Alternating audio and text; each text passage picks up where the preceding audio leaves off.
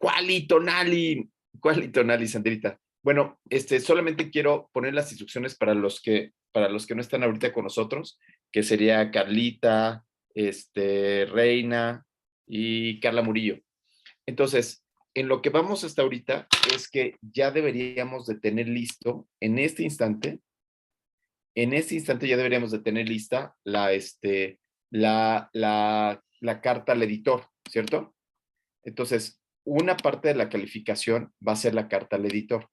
Entonces, la carta al editor, esa la habíamos hecho por pares, esa, pues, está fácil, ¿no? Y se supondría que ya está terminada, ¿no? Entonces, necesito que me manden para la próxima semana la carta al editor con carátula, igual que todas las tareas que han hecho, y firmada, para que yo la pueda subir a la plataforma. Y después, la siguiente entrega es el caso clínico. El caso clínico, lo que necesito que tengan, obviamente que aquí la carta al editor firmada y todo lo demás, también necesito que ya la hayan enviado. A estas alturas del partido, o sea, ya salgan del closet y ya la debieron de haber enviado a la revista. No necesariamente significa que ya se las aceptaron, pero significa que ya la enviaron por lo menos, ¿no? O sea, que tenga yo el reconocimiento de que ya fue enviada. Carátula firmada y enviada. Y en el caso del caso clínico, aquí lo que voy a necesitar es, uno, obviamente, el caso clínico. El caso clínico como tal. Y que ustedes, además de eso, tengan la guía CARE con cada uno de los puntos, o sea, que vayan diciendo, en el título dice fulana cosa, palomita. No sé qué dice tal cosa, o sea, como que vayan adaptando el CARE a su caso clínico. Entonces, yo creo que ya no nos da tiempo de que lo logren someter a alguna revista, pero yo necesito ya tener estos datos ya muy pronto. ¿Cuándo se acaba el semestre, Sandrita? A finales de abril. A finales de abril. Entonces, todavía tenemos por lo menos unas 2 clases más para poder seguir pensando y después empezar a calificar aquí para poder hacer los ajustes finales. ¿Les parece bien? Ok. Entonces, si alguien me da la fecha final de abril, donde lo tengamos que ya tener listísimo. La carta al editor, ¿les parece bien si la próxima semana la entregan? Ya, entregar fecha última la próxima semana. ¿Cuándo de la próxima semana, Sandra? Maestra Shelha. ¿Cuándo? El viernes de la próxima semana. Ok, dime la fecha. De meses... ¿7? ¿7 de abril? 7 de abril. ¿Sale? 7 de abril del 2022. Ya quedó aquí grabado. Júrenlo por la garrita de que ya, de qué va a ser eso. Maestra Shelha, ya te graduaste, Shelhacita. Felicidades. Shelha no nos pela, porque como ya es maestra en ciencias, Juan. No, perdón, es que No, muchas gracias, Doc, ya. Muy bien. Shelha, felicidades. Omarcito, ¿cuándo sería la fecha de entrega del caso clínico? Para que yo lo pueda subir. O sea, no sean gachos, o sea, no me dejen con los dedos en la puerta. Y yo tendría que tenerlo una semana antes de subir la calificación. Entonces, lo tengo que entregar en 4 semanas, ¿no? Que se acaba. Juan Pablo, entonces vamos a poner la fecha de una semana antes de las 4 semanas, o sea, en 3 semanas. Sería el 21 o 22 de abril. 21 de abril. ¿Sí? Entrega, último día, ¿no? Último día, last train. ¿Sí? ¿Sí? ¿Sí? ¿Todos de acuerdo, Sandra? Shelha, maestra Shelha, perdón. Maestra Shelha. ¿Se acuerdan cuando Pues Shelha sí, ponía su cámara? ya estamos muy en tiempo, entonces, si Ni modo, pues sí.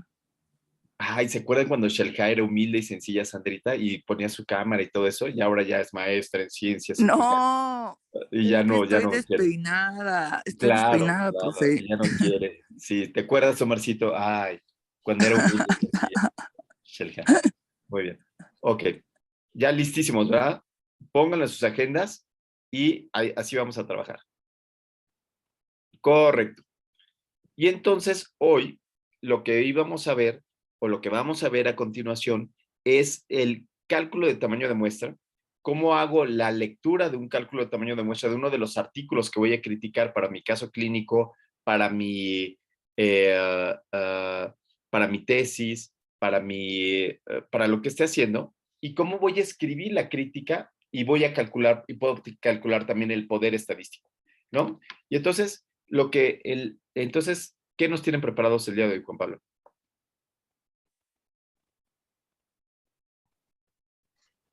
Una presentación Ok, de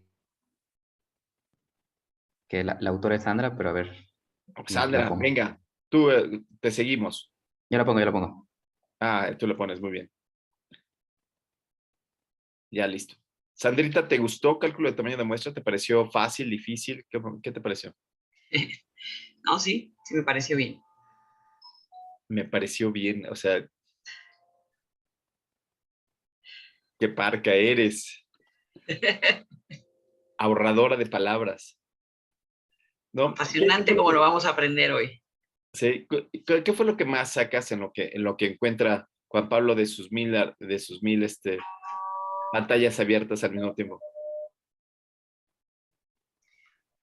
Pues que importa mucho justo el conocer cuántos elementos tenemos que utilizar para llegar a una buena conclusión.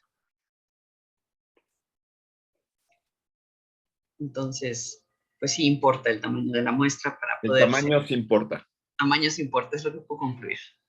O sea, pero fíjense ustedes, qué interesante. Porque uno pensaría que entre más grande el tamaño de muestra, mejor, ¿no? Es una Como que los grandes estudios de 6 millones de pacientes o de 5,000 pacientes, etcétera, etcétera, son mejores.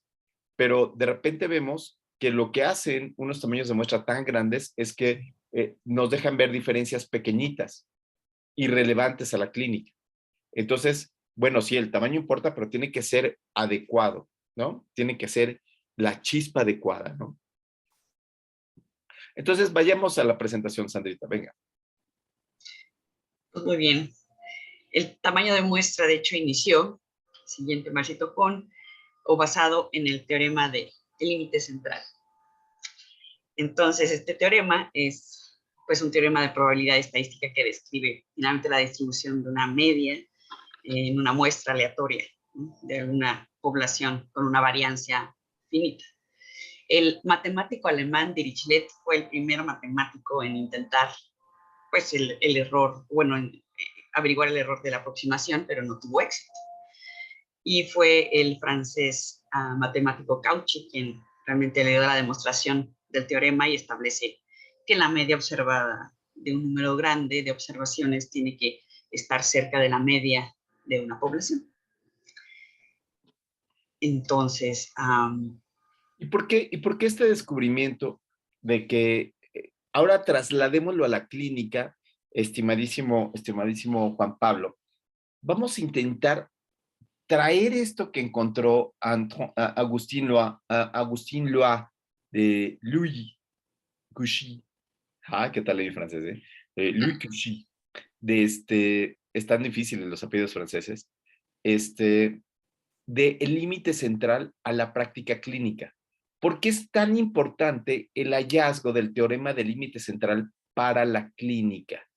¿Nos puedes repetir lo que dijiste, Sandra, para poder pasarlo a un ejercicio clínico, para poder pasarlo a un caso clínico, para poder pasarlo al día a día en la clínica? ¿Qué fue lo que nos dijiste que es el teorema del límite central? pues establece que la media observada de un número grande de observaciones tiene que ser cerca de la media, o el N de una población, de la media de la población, para que La media de una muestra se va a parecer de una muestra adecuada. Ella dice grande, yo digo adecuada. La media de una muestra adecuada se parece a la media poblacional.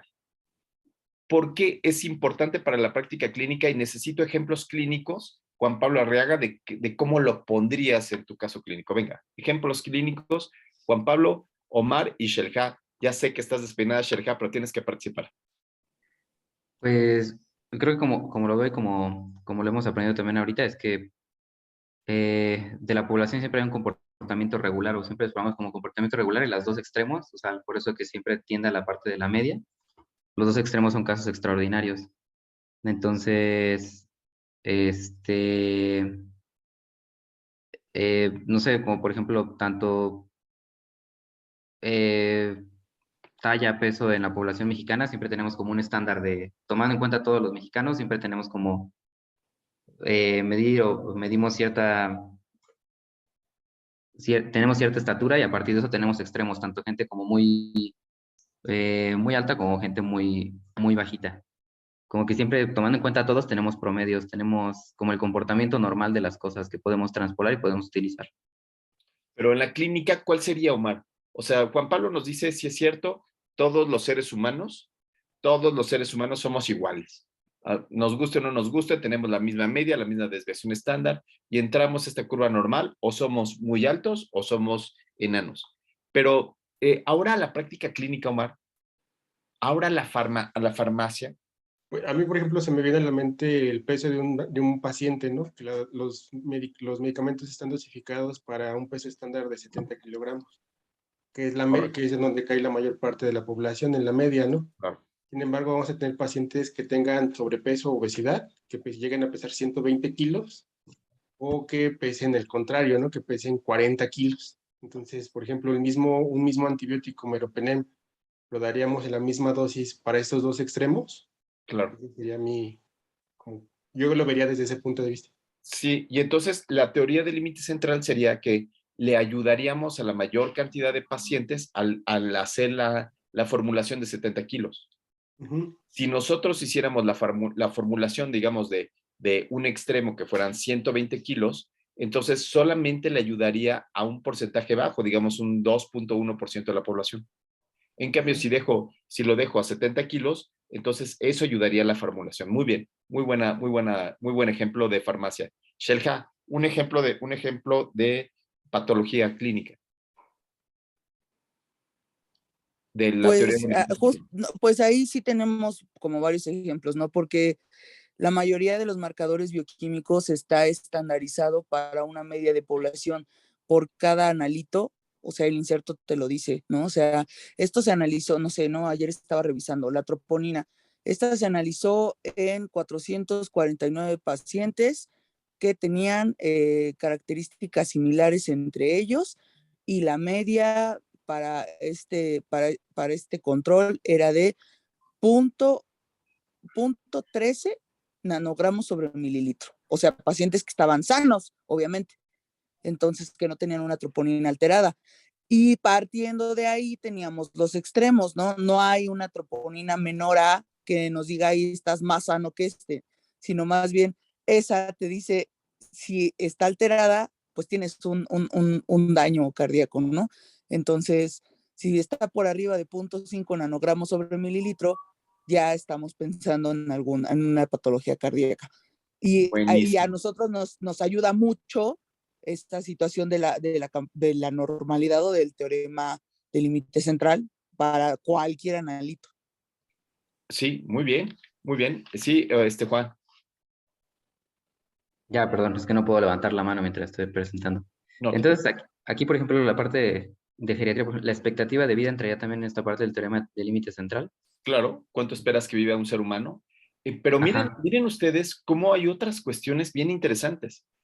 Por ejemplo, en la teoría del límite central, diríamos que el 50% de los sujetos se divorcian a 10 años. Uno que diría, ay, no, yo le voy a echar ganas, ¿no? Ay, no, yo estoy salvado, no, yo no, no se va a acabar enamorado conmigo. No, sí, no, vamos a durar enamorados toda la vida, ¿no? ¿Y cuál sería la realidad, Sandra? ¿Qué es lo que pasaría en realidad según lo que dice Agustín Lois de Cauchy? Que realmente hay una media poblacional en donde sí se va a haber un divorcio y aunque tú entres ilusionado, te va a caer encima la probabilidad. Sí, que la probabilidad del límite central es que, ¿y de qué nos serviría este conocimiento? ¿Cuál sería la importancia de saber que a los 10 años, Shelja, el amor acaba, ¿no? Esas maripositas que sentías en la panza, ya no las sientes y ya tienes ahí al lado a alguien que está roncando y que, ¿no? Tiene unos gases intestinales terribles y dices, ay, canijo. ¿De qué serviría saber de qué te serviría a ti como médico, Sandra, el tener ese conocimiento? ¿De qué te serviría que la curación de una enfermedad es de tal? ¿De cuál es la utilidad de este teorema del límite central en la práctica clínica? Es llevarlo a mi población, a ver qué. Llevarlo a tu población. No, eso no es ninguna utilidad. Omar, la Pues utilidad es podría el ser cara a cara. prevenir. ¿Qué le el- dirías a esta pareja? pues, por ejemplo, que decirle, oye, ¿sabes que a los 10 años tu matrimonio está destinado a fracasar, ¿no? Pero hemos visto que los matrimonios que fracasan es porque no tienen comunicación, no salen de viaje, no sé, por ejemplo, no tienen vacaciones, no tienen detalles frecuentes. Entonces, ¿sabes qué? Si quieres prevenir esto, tienes que hacer esto a lo largo de estos 10 años para darle otros 10 años de vida a tu matrimonio. Así es. Entonces, ya que entiendo, ya que encuentro cuál es el problema, ya podría decirles, mira, necesitas, así como hicimos el care, ¿no? Así, vamos a pensar en el matrimonio, ¿no? Necesitas, que te pongas las pilas y que pongas un tubo en el cuarto, ¿no? Tubo. Entonces ahí la señora ya diría, a ver, pongo el tubo. Y el señor, necesitas lavarte los dientes siquiera una vez a la semana, ¿no? Y el señor, ay, tengo que lavar los dientes, ¿no? Entonces, esas podrían ser las cuestiones de que el límite central nos ayuda a nosotros como médicos, nos ayuda a percibir cuáles van a ser las probabilidades. Porque si bien los tres ejemplos que pusieron, Juan, Omar y Shelja, pusieron ejemplos de variables cuantitativas, pero ¿qué pasa con las cualitativas, Sandrita? ¿Qué pasa con la curación de otitis media, por ejemplo? Presente ausente. ¿La podemos cambiar a cuantitativo? ¿No? ¿No la podemos cambiar a cuantitativo? Dice ella, Sandra. Sí, No, sí ¿Sí? se puede, sí se puede. sí se puede. ¿Cómo? Pues estratificando, no sé. Leonhard Euler hizo un número que se llama el número Euler, que cambia una presente ausente a una probabilidad de que ocurra.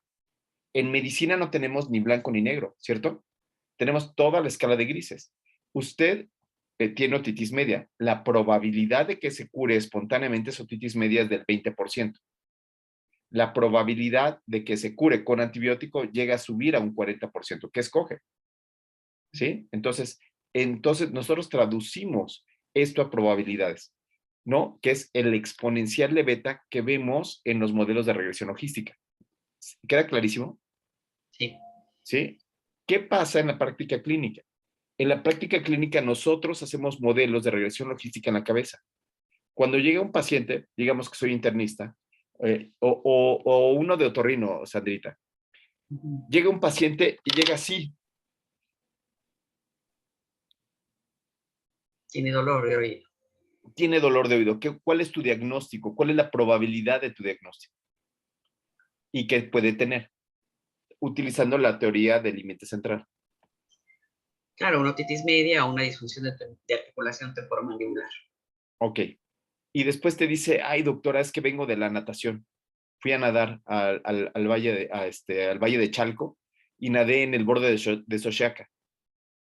Sí, pues sí. Otitis externa. ¿Vieron cómo cambiaron las probabilidades?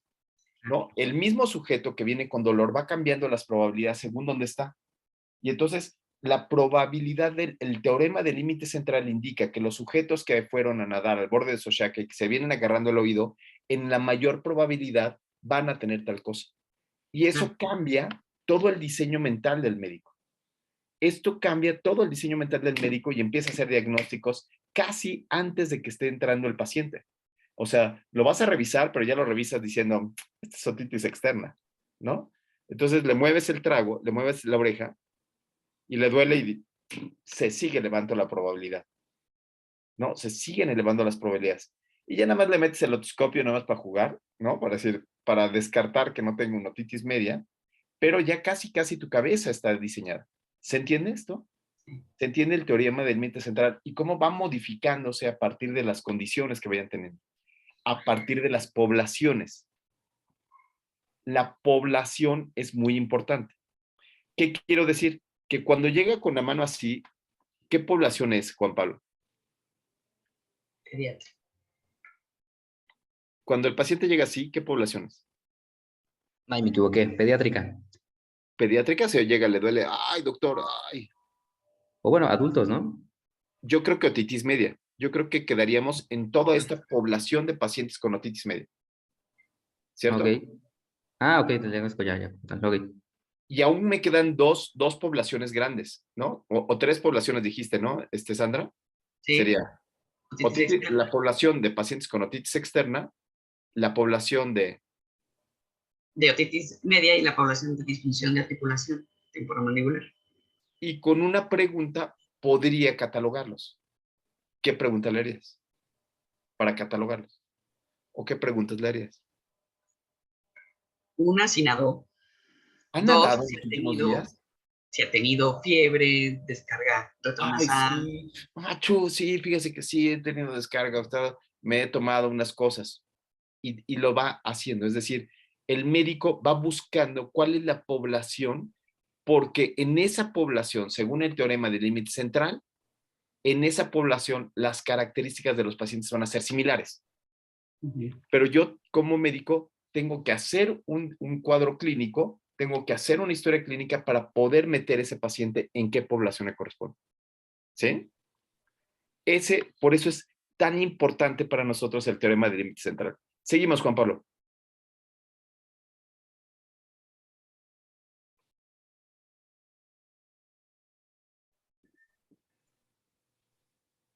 Entonces,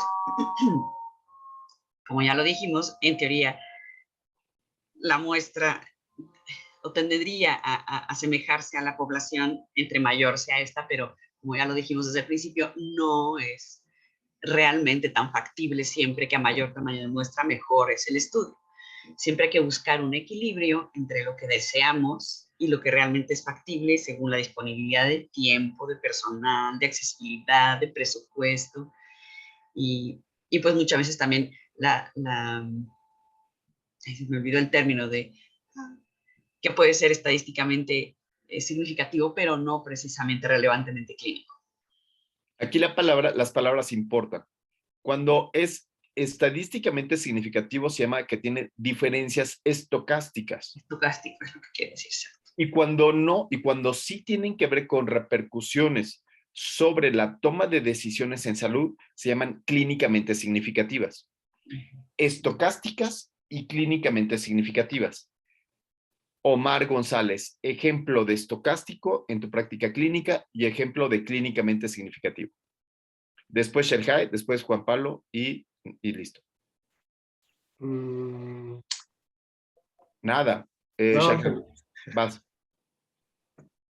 Pues, por ejemplo, no, si tenemos pacientes que tienen de triglicéridos 155 y tengo una muestra de 1000 pacientes, quizás esté analizando que tenemos un fibrato que los está bajando a 150, es estadísticamente significativo, pero en la clínica, pues el médico me va a decir, ¿y a mí qué? Pues realmente no importa, no vale para nada, o sea, no le está afectando 5 miligramos por decilitro al paciente que disminuye en triglicéridos, entonces le podemos dar besafibrato, todo lo que tú me digas, pero eso a mí no me interesa porque no le estoy ayudando a nada al paciente. De hecho, es más, lo estoy perjudicando pues, renal y hepáticamente, ¿no?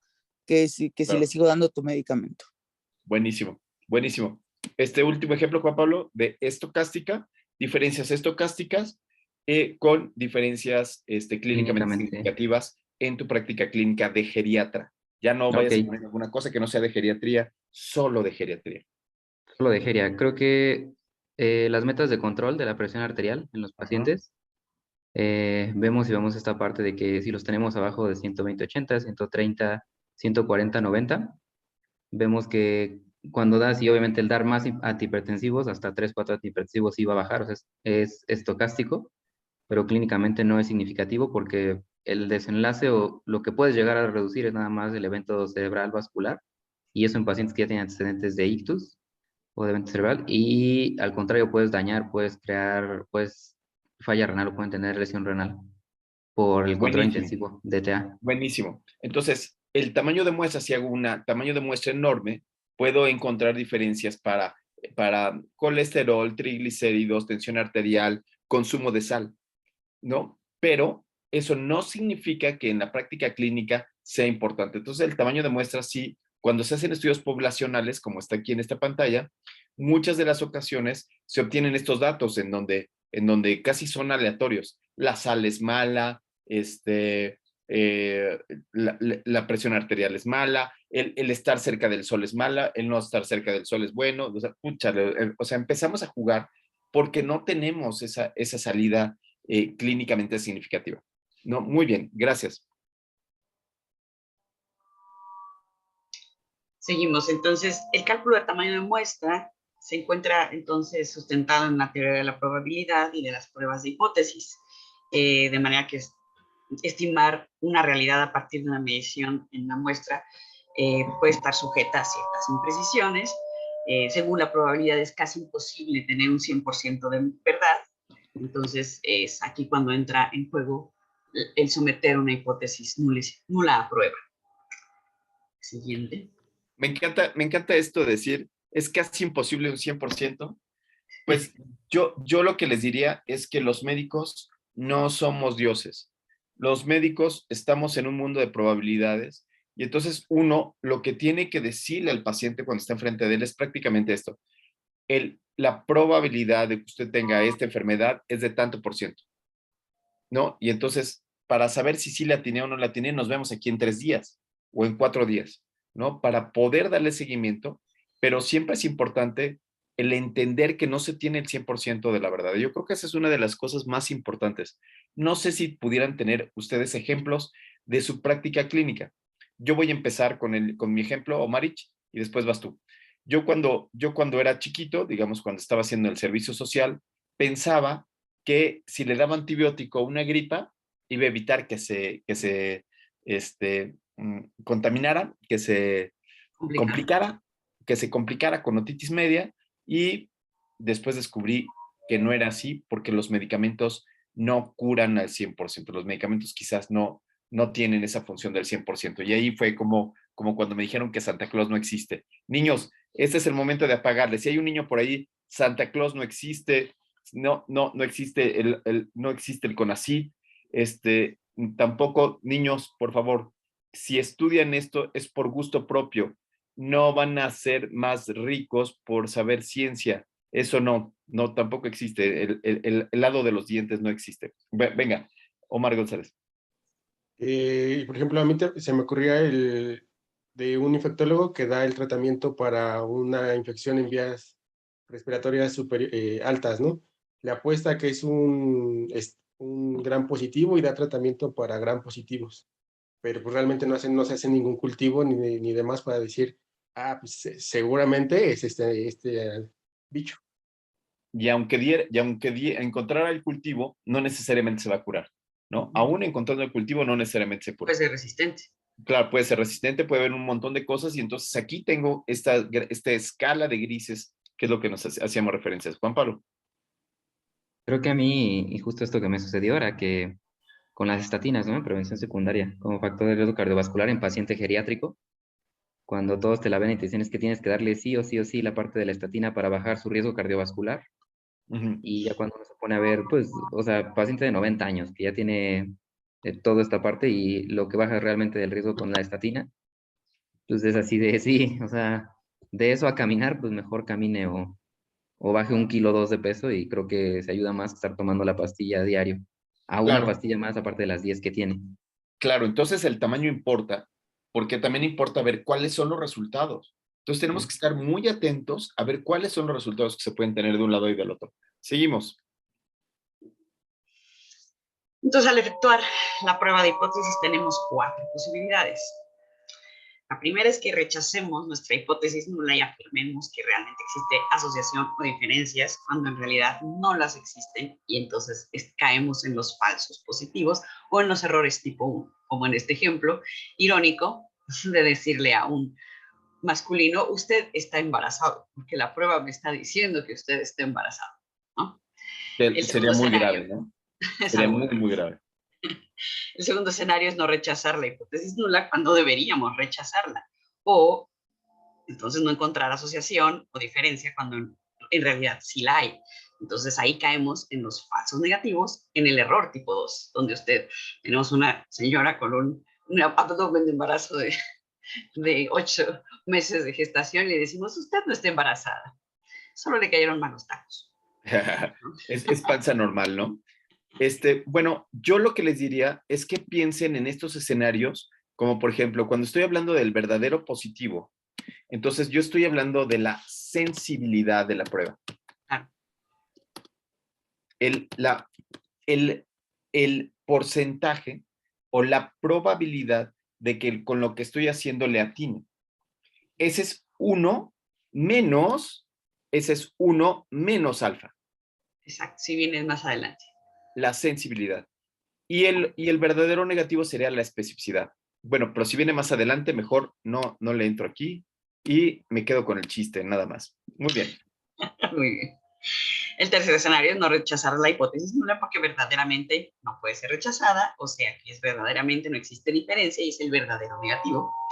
Y el cuarto escenario, que bueno, eso es donde queremos siempre estar, ¿no? En los verdaderos negativos y en los verdaderos positivos, que es, en cuanto a hipótesis, es lo que realmente el investigador siempre va a luchar por rechazar su hipótesis nula cuando realmente debemos rechazarla y entonces comprobar que nuestra hipótesis de trabajo es cierta, ¿no? Ahora sí, el siguiente, digo, JP. Entonces, aquí cuando probamos una hipótesis, la confiabilidad del estudio va a depender de la probabilidad que tenga de afirmar que no se puede rechazar esta hipótesis nula porque verdaderamente no se puede rechazar. Y a esto le denominamos confianza.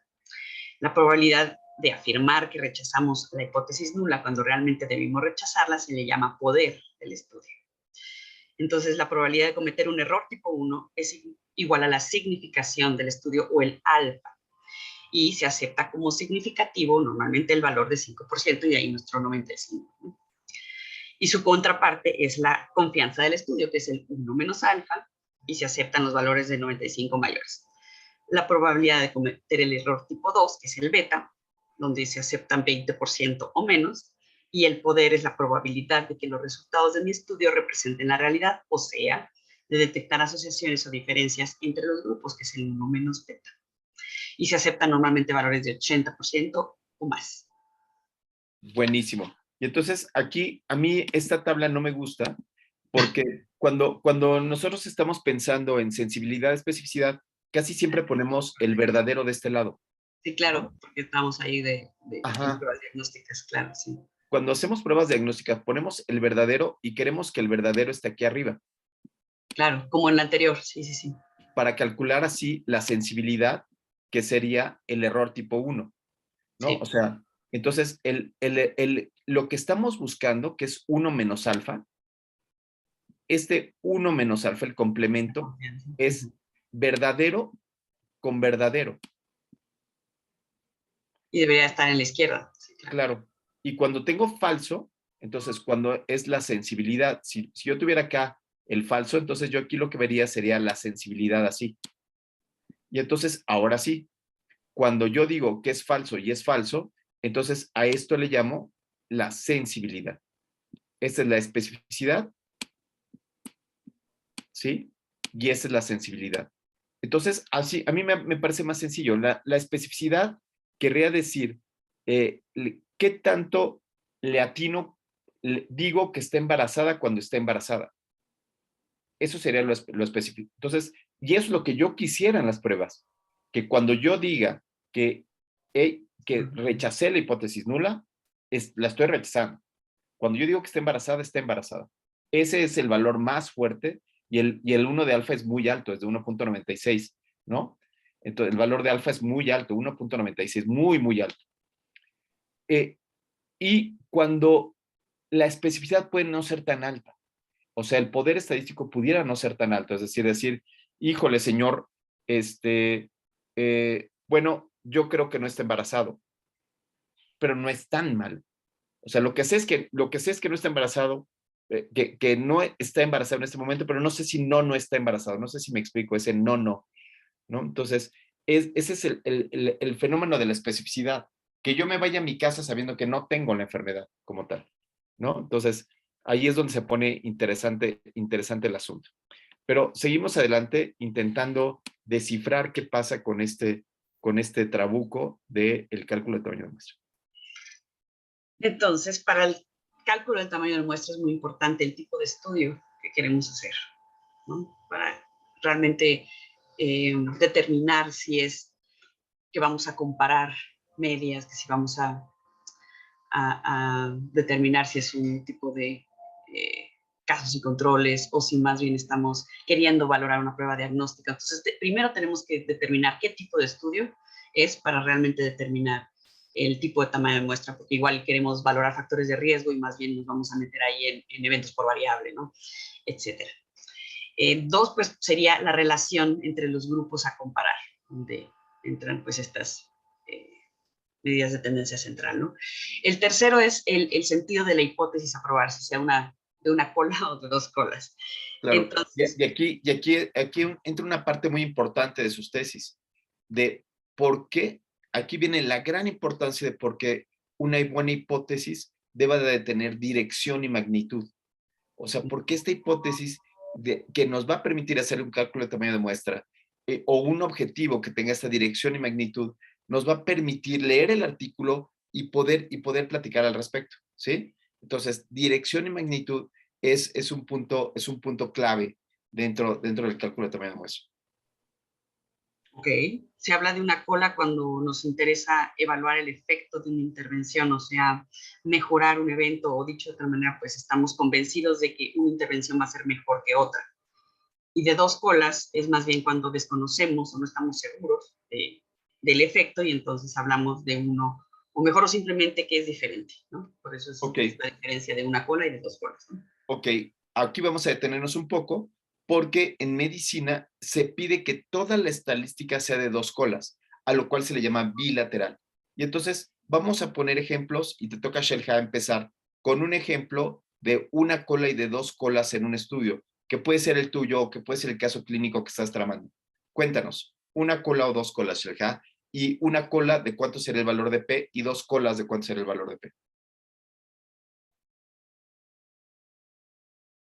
Ay, ahorita no se me ocurre un ejemplo. Shelja, ya eres maestra en ciencias y hoy no se te ocurre nada. No. Juan Pablo.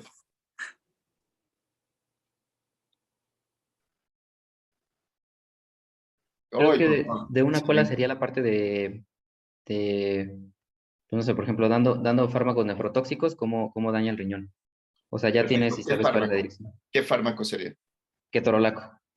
Ketorolaco. Entonces tendrías, la hipótesis sería, el ketorolaco Daña el riñón. causa daño renal. Ajá. ¿Sí? Sí. Y entonces, ese sería de una cola, porque no hay posibilidad de que el ketorolaco ayude a este paciente, ¿no? Sí. Entonces, ¿de cuánto sería el valor de P para esa hipótesis? De una cola. Todos los pacientes que toman ketorolaco van a tener daño renal. Van a tener daño renal. ¿De cuánto sería? Es que aquí lo que no sé si es de 5 también, de 0.5 o de 10. A ver, Omar. Según yo, aquí es de 0.01, ¿no? Claro, así es. Entonces Por el aquí 99%. me bastaría una P de 0.01. Entonces, Ok. cuando yo tengo esta P de 1.0.1, este es el caso en donde yo digo, cuando quiera saber si el ketorolaco se asocia con daño renal, voy a hacer modelos que contengan todas las características fisiológicas del daño renal. ¿Qué quiere decir? Edad, peso, talla, alimentación, etcétera, etcétera. Otros covariados que se pueden asociar al daño renal, incluida la diabetes, por ejemplo. Y entonces yo digo, cuando en el bivariado voy a meter las variables que tengan significancia unilateral, es decir, que tengan un valor de 0.1 para meterla al modelo de regresión logística. esas variables van a ser candidatas para someterlas al modelo de regresión logística. Muy bien, muy bien. Omarcito, ahora una bilateral. Podría ser el tratamiento de tacrolimus para pacientes para inmunosupresión, Ok, por ejemplo, cuéntanos. en Ajá, lupus, sí, que pueda ser benéfico, que controle que remita el cuadro el autoinmune, lupus. o Ajá. que genere toxicidad. O que genere toxicidad. Entonces, ahí sí necesitamos esa es una hipótesis bilateral. Y estos estudios se llaman, que se dice que son de eficacia y seguridad. A esos estudios, eficacia y seguridad, es que voy a buscar hacia los dos lados. No nada más hacia el evento adverso de ketorolaco y daño renal, sino que aquí puede ser que tenga un balance de riesgo-beneficio, ¿no? En este balance de riesgo-beneficio yo quiero ver qué tanto daño produce, qué tanto va hacia un lado, y entonces aquí tengo que ser mucho más estricto con mi valor de P, ¿no? ¿De cuánto sería aquí este valor de P? 0.05. 0.05. Ah, sí, Ahora, no. ¿mandé? Ay, perdón, es que tenía el micrófono, pero ya entendí porque entonces el doble es 0.1 y el otro es 0.05, es el doble. Claro, Ok, claro, ya. porque es de los dos lados, o sea, porque voy hacia los dos lados de la curva normal, ¿sí? Ok. Ahora, ¿has oído casos en donde se pidan que tenga una P de .001, estimadísima Shelha?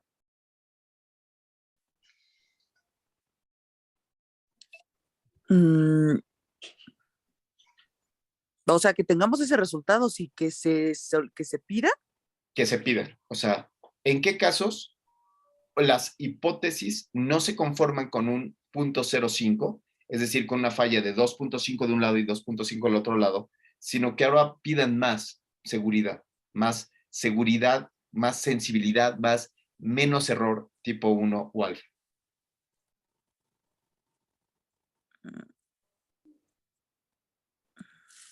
Shelgacita, ¿qué pasa contigo, Sandrita? Sí, sí, ¿Estás dormida sí todavía? los son muy específicos y es precisamente porque no puede haber error, pero se me olvidó cuál es el ejemplo más típico de los estudios. Los ejemplos más típicos son los genes. Ah, ya, exacto, en la genética, sí, ya me acuerdo. En genética, para hacer esta parte de equilibrio de Hardy-Weinberg, para hacer esta parte de asociaciones, como tengo todos los genes ahí puestos, yo quiero estar más seguro de que esta parte genética se asocia de manera independiente con todo lo demás. Y entonces, Shelha, ahí es donde se pide que tengamos una seguridad de puntos, una P de .01. ¿Sí, Shelha? Sí, perdón, es que sí, perdón.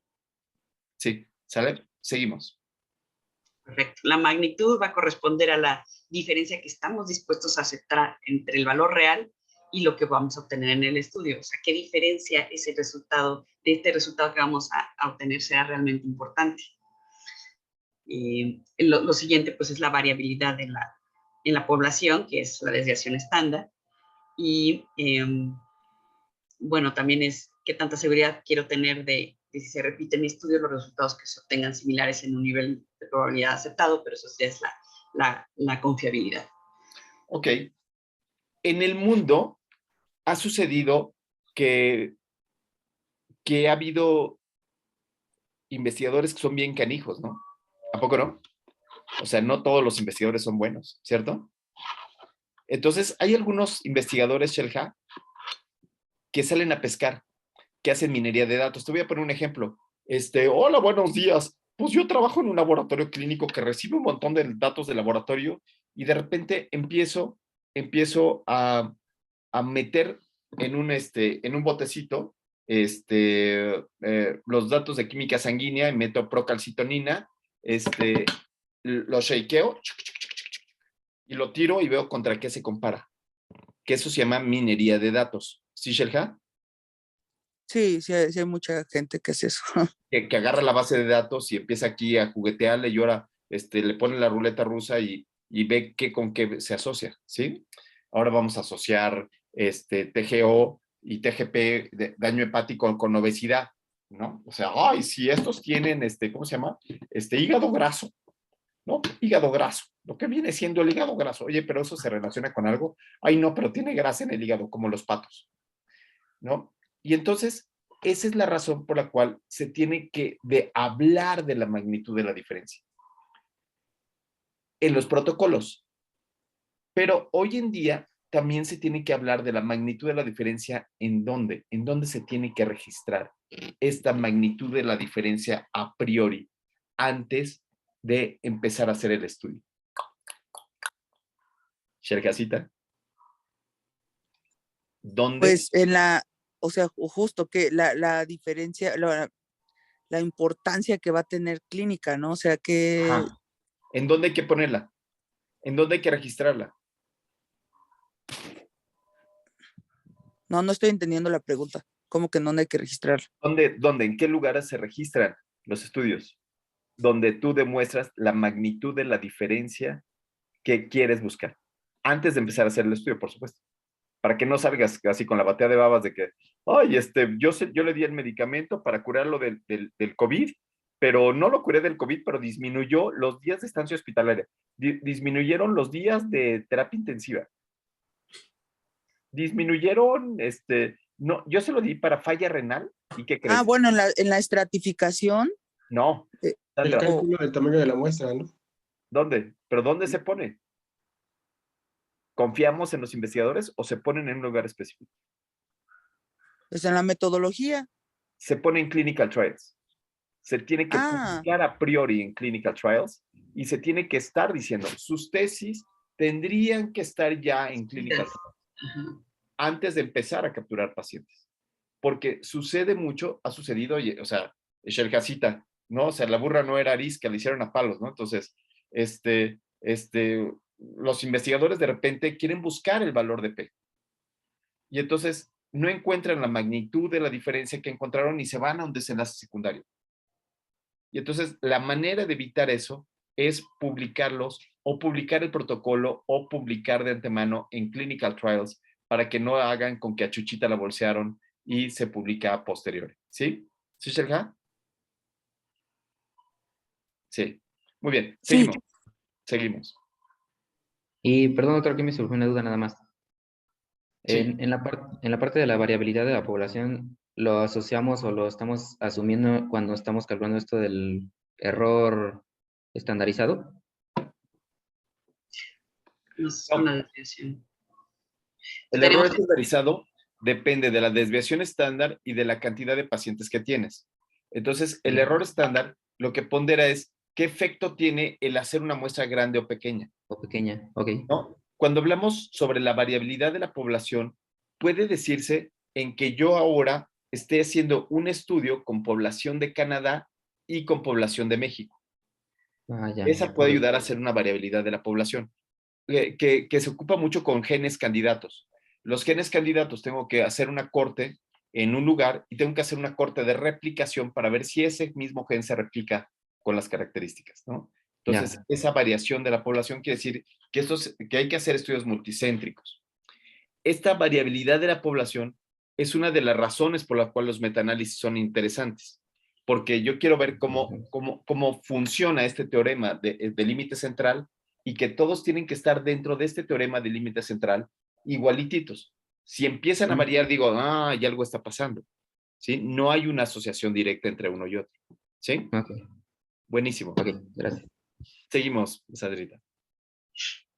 Y ya, entonces hay 3 rutas para poder hacer el cálculo de un tamaño de muestra. Puede ser con fórmulas preestablecidas, matemáticas, que va a depender si queremos comparar grupos, si queremos comparar medias, si queremos realmente analizar 2 proporciones, etcétera.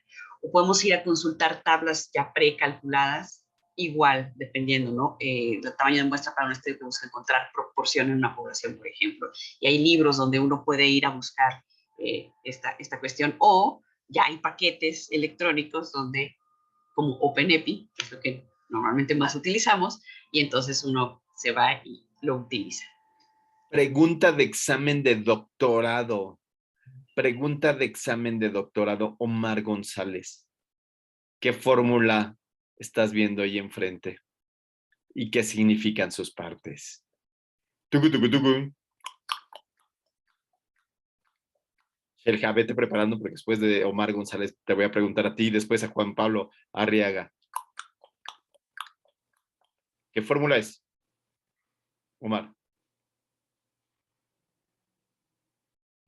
Uy, llegó el momento de googlearlo. Dicen, ay, ¿por qué no leí el artículo del doctor Rivas? Ahí estaba. Ajá. No, es que no lo quiero googlear, quiero recordarlo. Ok, ve los datos que están. A ver si quieres dinos cuáles son los datos. ¿Cuál sería lo primero que estás viendo ahí? Z de alfa, la desviación estándar. Ok, tú vas a decir qué es Z de alfa. ¿Qué es esto de Z de alfa? Es el... voy. Estoy acordándome. Shalha, ¿qué es Z de alfa? Mm, Primero, ¿qué es Z? Era un valor ya conocido, bueno, era un valor ya establecido que viene en unas tablas, es que no me acuerdo cuánto ¿Quién la era. describió? Ay, no, ¿Cómo se llama el investigador que hizo el teorema de el Z? O nada más dime la nacionalidad. ay, mm, no. Sandrita, dinos quién es. Esta parte del Z es el teorema del límite central. Y es Cauchy. Cauchy, y es francés, que fue la primera diapositiva que vimos. Ok. ¿Y esta alfa qué es? Juan Pablo Arrega. Que también ya lo vimos. Y es la sensibilidad del error tipo 1. El error tipo 1 o alfa. Entonces, queremos caer en el mismo error tipo 1 alfa que cae el mundo. ¿Sí? Entonces, esto está estandarizado. Error tipo 1 alfa. Muy bien. Y eso es estándar para todos. ¿Cuánto es el valor del error tipo 1 o alfa que está establecido para los médicos, Omar González? Es puntos... Es la punto bilateral, ¿no? 05, ¿no? 0.05. Punto 0.5. ¿Y el valor de Z de alfa de cuánto es?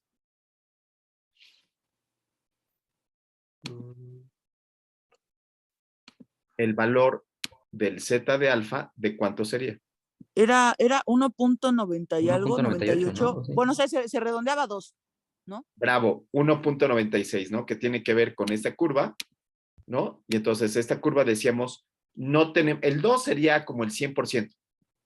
Y entonces aquí diríamos 1.96 tiene que ver con 2 desviaciones de estándar a la derecha, 2 desviaciones estándar a la izquierda, pero en lugar de tener todo ese punto, me quedo un poquito antes, que sería 1.96. En lugar de tenerlo todito, todo, me voy a quedar un poquito antes del 2, de un lado y de 2 del otro, bilateral, ¿sale? Y entonces esto sería un valor de Z de alfa de 1.96. Buenísimo. Ok, ahora, ¿qué es esto de la P, Sandrita? ¿Qué es P? Es la prevalencia. No, No, puede ser la prevalencia, ok, te la compro. en alguno. Sí, Sí. sí, la prevalencia. ¿Y qué es Q entonces? La prevalencia o cualquier probabilidad de que ocurra un fenómeno. Es la probabilidad de que ocurra el fenómeno.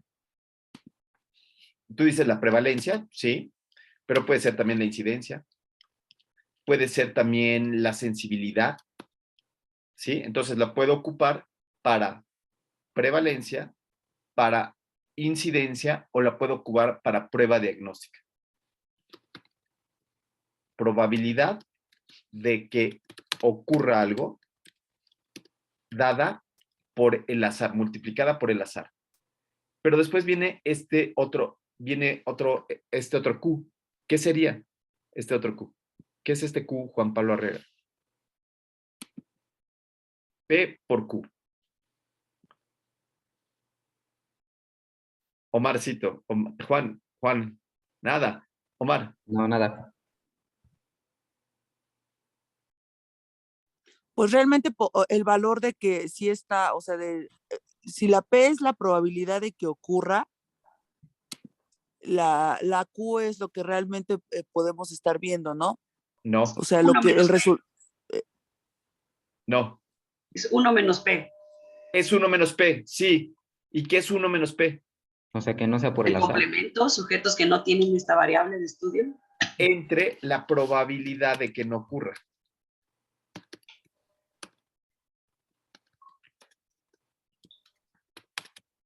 Vamos a pensar el paciente con otitis media que estábamos platicando hace rato, ¿no? Entonces, ¿cuál sería la probabilidad de que un paciente que llegue así, que haya venido de nadar de Acapulco, de Caleta y Caletilla, ¿no? Tenga otitis media. ¿Cuál sería esa probabilidad, Juan Pablo? ¿Alta o baja? Alta. Alta. ¿Cuánto? De 70%. 70%. Esa sería Porque ya la viene, ¿no? probabilidad. Agarrándose su... ¿Sí? Ok, 70% de probabilidad. ¿Y cuál sería la probabilidad de que no ocurra, Omar 30. González? Claro. 30. Entonces, P por Q son complementos de una misma esencia, ¿no? Entonces, esa van haciendo ese complemento. Muy bien. Y P por Q está prácticamente en todas las fórmulas, incluidas las de los ORs. La probabilidad de que ocurra la enfermedad frente a la que no ocurra. Y eso está pasando todo el tiempo en la cabeza de uno. Cuando está viendo un paciente, dice, ¿cuál es la probabilidad de que este paciente que llega con vómito tenga una enfermedad bacteriana o que sea viral? No, pues es primavera, ¿no? Estamos en plena primavera, tiene además un poco de moco, úchale, la probabilidad de que esto sea viral es muy alta, ¿sí? Entonces, así voy haciendo yo mis aseveraciones. P por Q, probabilidad de que ocurra frente a la probabilidad de que no ocurra. Muy bien. Omar González, chin, te tocó porque la canija Shelha se saltó a todos y entonces nos dijo una respuesta. Venga, ¿qué es delta? Uy. Delta. Ah, es el error estandarizado al cuadrado. El error estandarizado al cuadrado. Shelha, ¿tú qué opinas? Sandra está haciendo cara de, ¿No es no, la no desviación, no es leyeron la el artículo del desviación doctor. estándar? No, nada que ver con desviación estándar, porque aquí Perdón. son probabilidades en porcentajes. La precisión. Es la precisión con la que yo quiero aseverar algo, La ¿sí? magnitud del error. A la magnitud del error. Y entonces vamos a ver en un estudio, entonces esta fórmula, ¿para qué sería? ¿Cuál sería la fórmula, Juan Pablo? ¿Esta fórmula para qué la podría ocupar? Para calcular tu tamaño de muestra. Ajá, para calcular el tamaño de muestra, sí, pero ¿de qué? Pues es que consideras todo, creo que la precisión no es el poder estadístico, consideras el zeta de alfa, consideras la probabilidad de que ocurra, de que no ocurra, y la precisión. Esta es la fórmula para buscar Una una proporción. prevalencia o para buscar una proporción. Ok. Lo habíamos dicho inicialmente. Esta es la fórmula para una proporción que la puedo ocupar para cálculo de prueba diagnóstica, para sensibilidad, especificidad, para buscar una prevalencia de la enfermedad, que fue lo que dijo Sandra inicialmente, o para buscar la incidencia de una enfermedad en un estudio de corte. ¿Sí? Para estudios descriptivos, en donde solamente estoy buscando una prevalencia. Ahora, cuando yo digo que quiero buscar la prevalencia y entonces digo, bueno, yo quisiera buscar una prevalencia de 50, ¿cuál sería la precisión con que quisiera yo encontrarlo? Omarcito, ¿qué significa esto de la precisión? Que no, vieron que no es una desviación estándar. Sí, Es que tanto se deba al error, ¿no? O que se deba al azar, más bien. no, Shelja. Porque qué tanto se va el error en la multiplicación que tengo aquí arriba. Ujú. Eso no tiene nada que ver, apenas estamos viendo este valor de aquí abajo de la precisión. Pues la precisión dependería de las proporciones. Si yo quiero encontrar un 50% de algo, necesitaría saber o sea, sí, cuál es, por ejemplo, no sé, el desenlace en uno y en otro. A ver, pongo un ejemplo aquí. Mm, ¿De cuánto le pondrías la presión tú? Aquí. a ver. Sí, ok. Si tenemos un 70% y del otro, pues Le puse aquí Pues el 50. 30, la precisión sería del 30%, ¿no?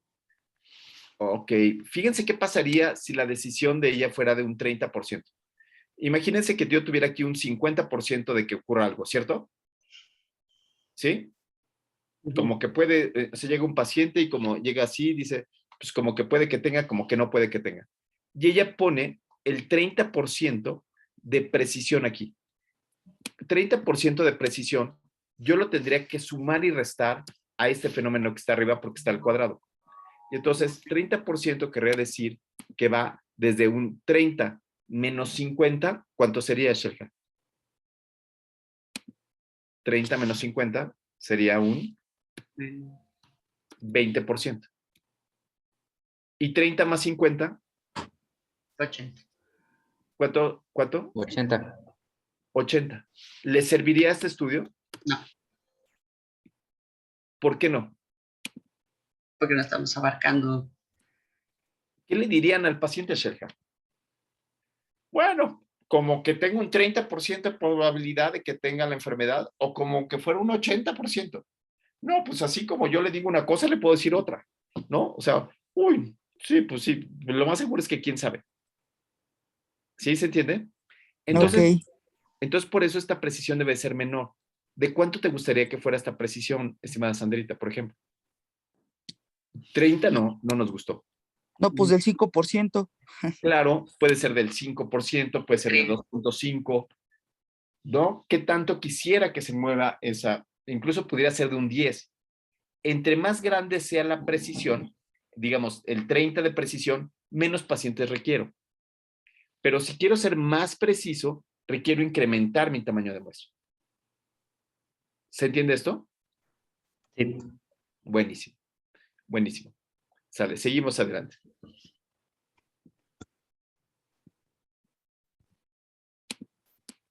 ¿Ya? ¿Acabó? Venía como a ejercicio de ejemplos.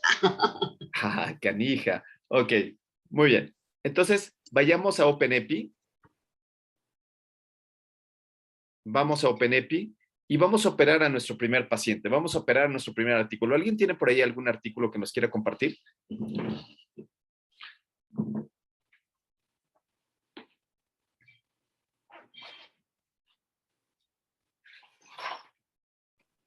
¿Alguien tiene por ahí algún artículo que quisiera?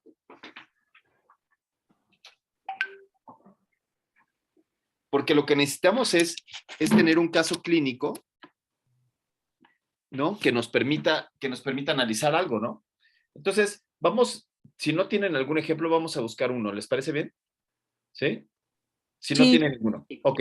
Entonces, vayamos a ponerle aquí a deja ahí a OpenEpi, abre otra pestaña y al lado y busquemos un artículo. ¿Qué les parece si buscamos algún medicamento? Santo Dios, ¿qué pasa? Busquemos un medicamento que se haya utilizado en COVID-19. ¿Qué medicamento les gusta?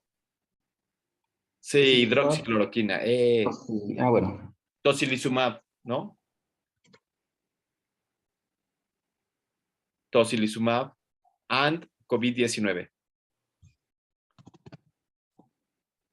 Ahí está. Ahí está. Y vamos a ponerle que solo queremos ensayos clínicos. Bueno, ahí hay uno bueno, mira, dice racional y uso el primero que salió. Ahí voy.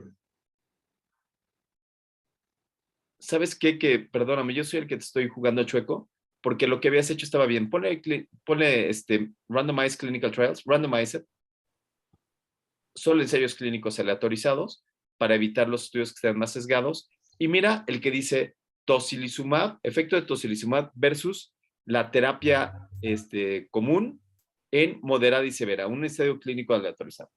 Y entonces, antes de que te bajes y nos sesgues, ¿cuánto esperaríamos que funcione el medicamento de tocilizumab en pacientes adultos versus los besos y abrazos en pacientes con COVID-19, que sería nuestro factor más alto? ¿Cuánto esperaríamos?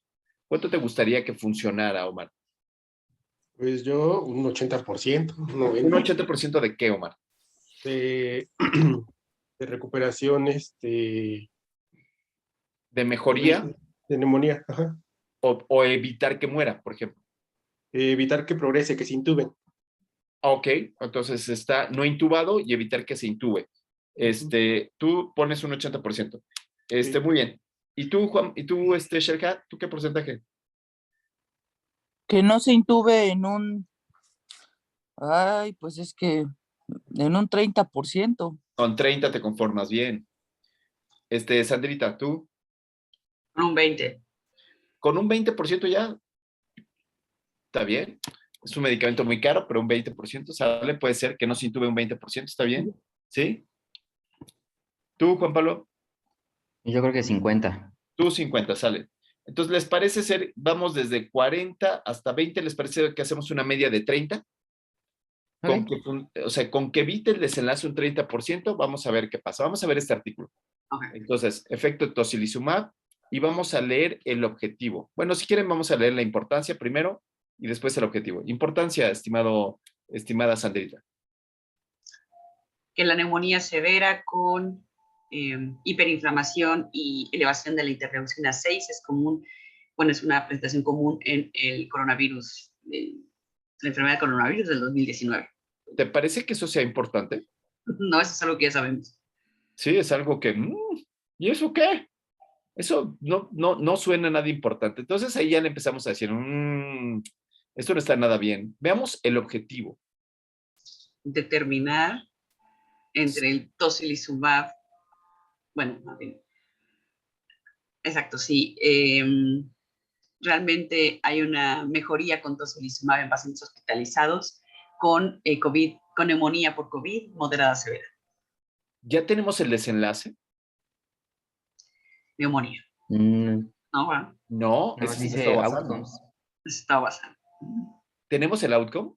No, No. no sabemos qué quieren medir, si muerte, intubación, no nos dicen ahí en el objetivo. Listo, Rey. No tomaron la clase que tomamos nosotros aquí, donde tenemos que tener el desenlace y lo tenemos que poner en el objetivo. Entonces empezamos a ver el artículo ya con otros ojos, ¿no? Juan Pablo, diseño. Diseño este diseño de corte, armado de corte, iniciado por investigadores, multicéntrico, abierto,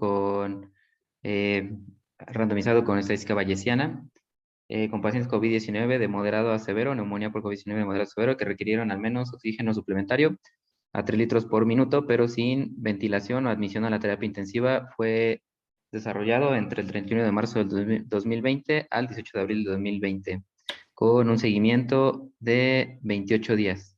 Los pacientes fueron seleccionados fueron seleccionados de 9 universidades, hospitales, universidades en Francia, y los análisis se realizaron por intención a tratar, no corrigieron la multiplicidad para el desenlace secundarios.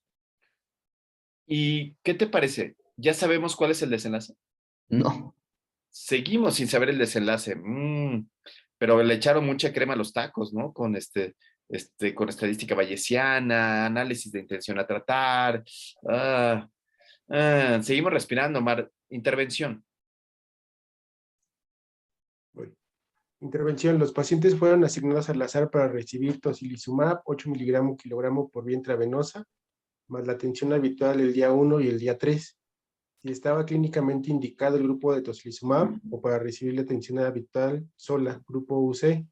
La atención habitual incluyó agentes antibióticos, agentes antivirales, corticosteroides, soporte vasopresor y anticoagulantes. Ok, bueno, pues hasta ahí va bien. Ahora sí vamos a ver los principales desenlaces. Ya estamos contentos. Vamos a los principales desenlaces. Ok, lo pusieron hasta el final. No está mal, Sherka. ¿Cuáles serían los principales desenlaces? Dice, los principales resultados. Los primarios fueron puntuaciones, y puntajes superiores a 5 en la escala de progresión clínica de 10 puntos según la OMS en el día 4, y la supervivencia sin necesidad de ventilación, incluida la ventilación no invasiva, en el día 14. No intubado. No intubado. Ajá, muy bien. Bueno, o sea, sí, no invasiva. Uh-huh. En el día 14. Los resultados secundarios fueron clínicos, bueno, los resultados secundarios fueron el estado clínico evaluado según las puntuaciones de la OMS CPS en el día 7 y el día 14. con una supervivencia global y el tiempo hasta que se dio de alta, tiempo hasta la independencia hasta que se les retirara el oxígeno y factores biológicos como el nivel de proteína C reactiva y eventos adversos. Vámonos. Y nosotros empezamos así, De la todo. supervivencia global como secundario, y el no utilizar ventilador como primario. Entonces empezamos a decir, estos no han estado en un hospital. ¿Por qué? Porque de repente tenemos colegas que son de fácil intubación, ¿no? O sea, que dicen, no, ¿sabes qué, carnal? Intúbalo porque no se vaya a cansar, ¿no? No se vaya a cansar. Y tenemos otros que son que ¿no? El laringo más rápido del planeta. Y otros que dicen, no, ¿sabes qué? Dale chance. No hay que intubarlo. No, tráete unas puntitas. Y entonces quizás esa variable no sea tan interesante, no sea tan importante como muerte. Esa es más fácil de medir, esa no engaña, ¿no? Esa habla de toda una toma de decisiones. Pero veamos, Andrita, los resultados. Entonces, de los 131 pacientes, 64 fueron asignados a tocilizumab y 67 a besos y abrazos. A besos y abrazos, ok, sí. Un paciente de tocilizumab, como no firmó el consentimiento, no fue incluido. Dijo, no manches, de los vayan a 130, experimentar con su abuelita. Ajá. De los 130 pacientes, 42 eran mujeres y con una mediana de 64 con su rango intercuartilar de 57 a 74. Y en el grupo de tocilizumab, 12 pacientes que tenían un score de un CPS mayor a 5 en el día 4 contra 19 de los de besos y abrazos, con una mediana, ya no estoy entendiendo ahí. Bien, pues, una mediana de riesgo absoluto de 9. ¿Qué es eso de diferencia absoluta de riesgo de 9? ¿Se recuerdan las fórmulas? Sí. Sí la recuerdan. Entonces, nosotros habíamos dicho que lo que esperábamos es que tuviéramos una disminución de un riesgo en general de 30%. Y ellos encontraron que la reducción absoluta de riesgo, que quiere decir un grupo frente al otro, fue de un 9%. Como no calcularon tamaño de muestra, no podríamos saber si ese 9% fue adecuado o no adecuado, ¿cierto? Pero lo que sí tenemos aquí en esta fórmula es el número de pacientes que ingresaron a un grupo, que fue, en un grupo ingresaron 64 en el grupo de tocilizumab, y en el otro grupo ingresaron 67. 67 en el grupo de balazos, digo, abrazos y no balazos. No se ve lo que está escribiendo. ¿Mandé? No se ve lo que está escribiendo. ¿Sí? ¿No se ve en la pantalla? No, allá. Ya. ¿Sí? Gracias. Abrazos y no balazos, 64, 67, ¿sí? Y después vamos a ver cuántos mejoraron en el grupo de tocilizumab.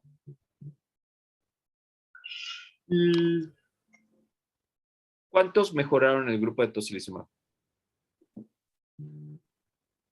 Pues es que aquí dice que en el grupo de tocilizumab, 12 pacientes tenían una puntuación de CPS mayor a 5 en el día 4, en comparación con 19 del grupo de abrazos. Es lo único que sabemos, ¿no? 9% de diferencia. Sí, exacto. Pero, sí. ¿Qué les parece si vemos más o menos cuántos de los sujetos no fueron intubados? A ver si encontramos por ahí a alguien. A ver. Al día 14. Un 12%. Creo que. Para el día 14 de los pacientes, o sea, un 12% menos necesitó ventilación no invasiva o mecánica. 12% de diferencia entre un grupo y otro. Vamos a pensar que el 50% de los sujetos requirieron ventilación, ¿sí? Solo por poner un número. Entonces, 50% requirieron ventilación, lo que quiere decir que en el grupo de besos y abrazos ¿Cuántos, si es que hay una diferencia, un delta de 12, cuántos en el grupo de tocilizumab? Claro, 50 menos 12 es igual a, doctores en ciencias, 38. 50 menos 12. 38. Ay, gracias a Dios. Bien, 38%. Excelente. Buenísimo. Ahora vamos a calcular cuántos pacientes se requerían para encontrar diferencias que fueran estadísticamente significativas. ¿Sí? ¿Sí? Ok. Vamos a ver. Entonces, nos vamos a OpenEpi y ahora vamos a calcular no tamaño de muestra, sino vamos a calcular el poder estadístico, porque estamos sacando los datos de un artículo que no hizo cálculo de tamaño de muestra y no sabemos cuántos. O sea, parece que metió los que les dieron la gana. Ahora tenemos que ver cuántos pacientes requerían para esta hipótesis que no hicieron, sino que nada más tenemos que ver con estos resultados cuántos pacientes se requerían para haberla aprobado. Ok, entonces nos vamos a en donde dice potencia, abajo. Y es un ensayo clínico, Ensayo por clínico. supuesto. Ujú. Ajá. Y entonces vamos a introducir los datos. Y entonces dice, el intervalo de confianza, Bien. 95% bien. ¿Cuánto fue como vamos de atrás para adelante, ahora vamos a decir, ¿cuánto fue en el grupo de tocilizumab? ¿Cuántos pacientes estaban en el grupo de tocilizumab? Bien. 64. ¿Cuántos Y aquí, en el grupo de besos y abrazos? 67. 67. ¿Cuánto fue el porcentaje del efecto en el grupo de tocilizumab? Lo interpretamos nosotros, pero quizás pudimos haber leído el artículo y sacar, ¿no? Aquí vamos a ponerle 38 para jugar. Y en el otro grupo, 50%. Y esto lo que nos va a calcular es el poder estadístico y cuántos pacientes se requerían. Vamos a intentar leerlo poco a poco. Sandra, ¿qué significa el intervalo de confianza de 2 lados del 95%? ¿Qué sería este primer punto? Esto está arriba. Que es donde va a caer la población en nuestra. Es el estándar. Decimos que esto tiene que cumplir el estándar, que es el estándar de una Z de alfa de 1.96. Uh-huh. Después viene el tamaño de muestra de 1, que sería 64. El tamaño del efecto de 2, que sería, el porcentaje que era el 38%. Okay. ¿Sí? Después aquí este 67 en el grupo de besos y abrazos. Y después este 50 acá. Perfecto. Aquí nos saca el riesgo relativo o el OR. En realidad es el riesgo relativo porque es un estudio de ensayo clínico. Ensayo clínico. Que sería de 0.76. ¿Ok? Entonces, el riesgo relativo es de 0.76. ¿Qué significa un riesgo relativo de 0.76?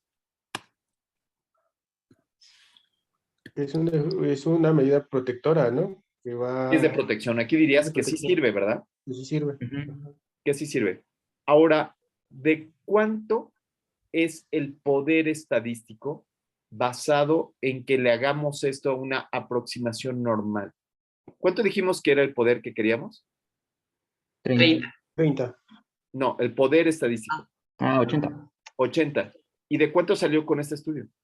De 28. De 28. Cristo Rey. ¿Qué opinan al respecto? Este no estudio... le den. ¿Cómo? No le den tocilizumab. No, ni siquiera eso. Es un estudio que no tiene poder estadístico. Pues no. En inglés no podemos dicen tomar que decisiones. En inglés se dice que es underpowered. Es un estudio que es charros. ¿Para qué lo hicieron si no tienen el poder estadístico? ¿No? O sea, su tamaño de muestra no fue calculado previamente, lo hicieron así como el borras, o sea, ahí nos vamos, ¿no? O sea, ahí tráetelos. Pues de una vez, vamos a echárnoslos. No, sí. Pero si ellos hubieran visto que buscaban un 12%, vamos a ver cuántos pacientes necesitaban para poder encontrar este 38 y 12%. Vamos ahora a calcular tamaño de muestra para cortes, más abajo. Excelente. Vamos a introducir datos. Ahí está 95% que ya habíamos dicho. 80. Ahora ya voy para un poder de 80% y quiero que la razón de expuestos y no expuestos sea de 1, o sea, 1 de tocilizumab y 1 de no sé qué, y el porcentaje que espero de intubación en un grupo que sea de 38, y en el otro, el porcentaje que espero sea de 50%. 50. La razón de riesgo sería de 0.76. ¿Sí? No le pongas nada ahí, que lo calculo solito. ¿Sí? Ok. Calcúlalo. Esa era la cantidad de pacientes que requería, Ya. no No, 64. pues se quedó lejos. Entonces, esta es una manera de leer los artículos y decir, los artículos que se han publicado hasta ahorita no han tenido poder para poder hablar de que el tocilizumab pueda ayudar o no ayudar. Se requieren hacer estudios con tamaños de muestra adecuados para poder llegar a terminarlos. Entonces, lo que aprendimos en esta clase es a extraer los datos del artículo, someterlos al poder estadístico para ver si tienen el poder suficiente para poder decir si funciona o no funciona. El artículo debió de haber terminado diciendo, el estudio no tiene el poder suficiente para decir nada, ni siquiera si funciona, si no funciona, si lo utilizo, ni nada. Ahí hubieran dicho, usted disculpe, lo hicimos, pero... ¿Sale? Bueno, dejamos de compartir pantalla y ya nos vamos. Buenísimo. ¿Qué aprendimos hoy? Omar. Poder estadístico. Poder estadístico. Aprendimos cómo se calcula el poder estadístico, de dónde viene y cómo puedo utilizarlo para leer artículos para mi caso clínico y decir que se han hecho estudios al respecto en donde el poder estadístico es bajo. Y no pongo bajo, sino pongo con un poder estadístico de un 26%. Ah, ¿no? Eso ya le da a su trabajo un dato de distinción y no empiezan, ay, es que tiene poco poder. Si no dicen, tiene un 26% de poder estadístico. Y para poder llevar a cabo una resolución diciendo que tocilizumab funciona, deberíamos de tener estudios con más de 500 pacientes. Ah, eso aprendimos. Muy bien, Omar. ¿Tú, Juan Pablo, qué te llevas a tu casa? Pues repasar un poquito esta parte de los verdaderos positivos, toda la sensibilidad, el verdadero negativo de especificidad y la fórmula del cálculo de muestra para prevalencia. Con Ok, Z de fórmula alfa. para todas las fórmulas. Sandrita, ¿tú qué te Sí. llevas? ¿Tú qué aprendiste hoy? Justo lo del poder. Y que el tamaño sí importa. Ay, claro, el tamaño sí importa. Y entonces, y cómo el poder estadístico nos permite decir qué tal el tamaño. Shelja, ¿tú qué tal? ¿Te dejamos algo? Sí, recordé la fórmula del tamaño de muestra para diferencia de proporciones. Este era el para una poder, proporción. perdón, para una proporción y el poder estadístico, ¿no? Que pues sí es importante, muy importante para lo que estamos leyendo. Y yo creo que a mí lo que me encantó fue esta parte de recordar el teorema del límite central, de quién lo hizo, me encantó hacer este recordatorio y cómo es tan importante tener cálculo de tamaño de muestra prácticamente en todos los protocolos. No se vale hasta muestra por conveniencia, ¿no? Los que me convengan. Hola, buenos días, ¿me convienen muchos o poquitos? ¿No? Entonces, cuando alguien le dice muestra por conveniencia, tú le dices, no es científico, es un pseudocientífico que quiere aparentar que es científico, pero es un charlatán, ¿no? ¿Sí? Sí. Buenísimo. Y Wally, Tonali, nos vemos para la próxima clase.